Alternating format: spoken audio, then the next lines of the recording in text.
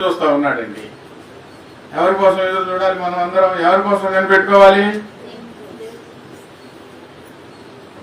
మనుషుల కోసం కనిపెట్టుకొని ఉంటే వస్తామంటారు రారు, ఇస్తామంటారు ఇవ్వరు, చేస్తామంటారు చెయ్యరు, నమ్మి మోసపోతారు. మనం ప్రభు ప్రేమను రుచి చూశాం. ఎన్ని ప్రార్థనలకు జవాబు వచ్చినాయి? ప్రార్థనలకు జవాబు రాకపోతే ఇలా ఉంటామా? ఎంత ప్రేమని తెలిసింది, ఆయన నిజమైన దేవుడని ఎంతగా మన హృదయంలో నమ్మకం కలిగింది.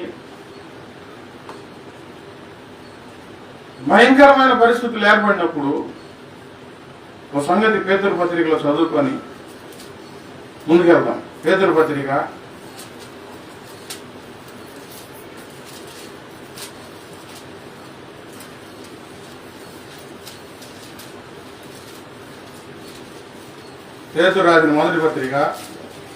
4వ అధ్యాయం 12వ వచనంలో, ప్రియులారా, పేతురు రాసిన మొదటి పత్రిక 4వ అధ్యాయం 12వ వచనంలో, ప్రియులారా, మిమ్మును శోధించుటకు మీకు కలుగుతున్న అగ్ని వంటి మహాశ్రమను గూర్చి. ఎలాంటి శ్రమ?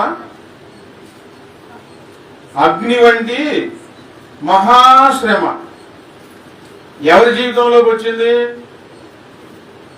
దేవుని నమ్ముకున్న వారి జీవితాల్లోకి వచ్చింది, విశ్వాసుల జీవితాల్లోకి. దావీదు జీవితంలో అగ్ని వంటి మహాశ్రమలు ఎన్నో వచ్చినాయి. మీకు కలుగుతున్న అగ్ని వంటి మహాశ్రమను గురించి మీకేదో ఒక వింత సంభవించున్నట్లు ఆశ్చర్యపడవద్దు.